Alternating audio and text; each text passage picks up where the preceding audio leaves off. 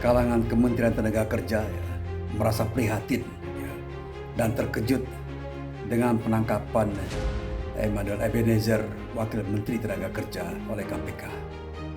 Nampaknya dari hasil pemeriksaan KPK dan press conference sore tadi, Emmanuel ini masuk dalam perangkap atau terjebak dalam praktek pungli yang seharusnya dia bisa cegah, dan dia menerima sesuatu dari tempat itu. Dan KPK menyatakan Noel menerima 3 miliar pada bulan Desember 2024. Jadi jauh sebelum OTT, Noel sudah terima. Dan ini saya kira sangat disesalkan. Dan kemudian Presiden Prabowo juga sangat menyesalkan terjadi peristiwa ini. Noel sudah minta maaf melalui media sesaat sebelum menuju rumah tahanan KPK, meminta maaf kepada Presiden Republik Indonesia Pak Prabowo, meminta maaf kepada anak istri, dan meminta maaf kepada bangsa Indonesia. Saya kira kita semua prihatin ya. Jadi dia berada dalam pusaran pungli yang sebelumnya dia tidak kenal, dan saya kira dia terjebak dalam situasi buruk seperti ini. Dan KPK beserta dengan Menteri Tenaga Kerja berjanji untuk melakukan evaluasi terhadap proses perizinan K3, keselamatan kesehatan kerja di Kemenaker. EG sebesar 3 miliar pada bulan Desember 2020-nya. Ketika kegiatan tangkap tangan, KPK mengungkap bahwa dari tarif sertifikasi K3 yang sebesar Rp275.000, tapi fakta di lapangan menunjukkan bahwa para pekerja atau buruh harus mengeluarkan biaya hingga Rp6 juta karena adanya tindak pemerasan dengan modus memperlambat, mempersulit, atau bahkan tidak memproses permohonan pembuatan sertifikasi K3 yang tidak membayar lebih tersebut.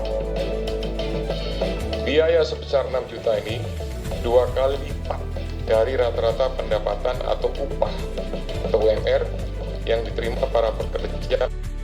Dengan penegakan hukum yang tegas, dengan digitalisasi, insya Allah kita akan kurangi korupsi secara signifikan. Tapi ini harus kita lakukan. Seluruh unsur pimpinan harus memberi contoh. Ingarso sing tulodo.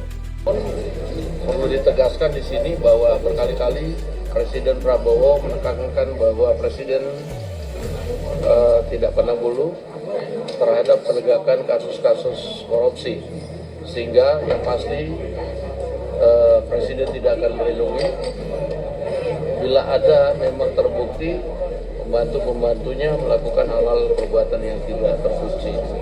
Koruptif, maka saya sudah meminta pejabat beserta jajaran di Kemenaker untuk menandatangani fakta integritas dan siap dicopot apabila melakukan tindakan korupsi.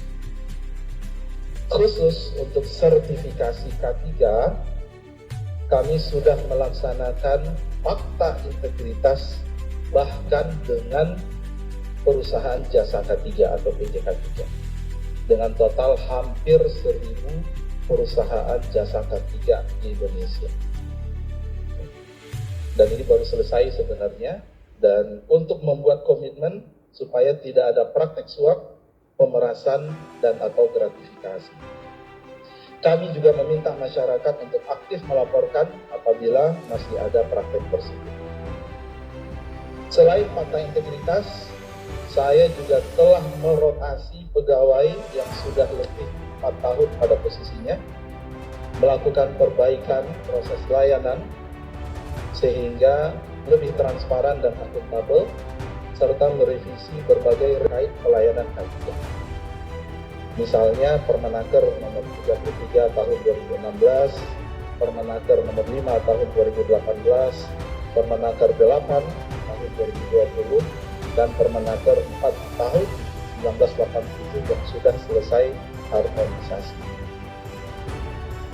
Peristiwa ini harus dijadikan pembelajaran bersama dan saya berharap ke depan tidak ada lagi insan di Kementerian Ketenagakerjaan yang terlibat praktek korupsi atau penyimpangan dalam bentuk apapun.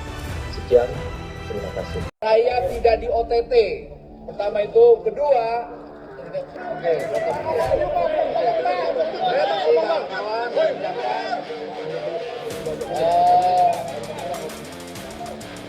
saya ingin sekali pertama saya meminta maaf kepada Presiden Pak Prabowo.